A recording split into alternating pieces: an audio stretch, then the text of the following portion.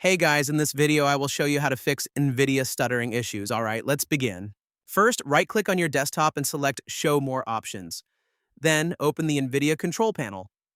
On the left, click Manage 3D Settings and scroll down to Shader Cache Size. Click the drop-down menu and set it to Disabled. Then press Apply at the bottom. Once done, restart your computer. This step is important for the changes to take effect.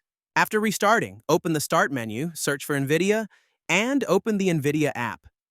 If you don't have it installed, search for NVIDIA app in your browser, click the official website, and select Download Now. Once installed, open it and go to the Driver section. Choose either Game Ready Driver if you play games, or Studio Driver for general use. Then click Download, and after it finishes, select Install. Next, open Disk Cleanup from the Start menu, select your C drive, check DirectX Shader Cache, and press OK to delete files.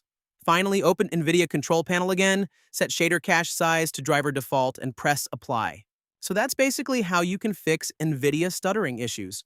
That's it for this video. Thanks.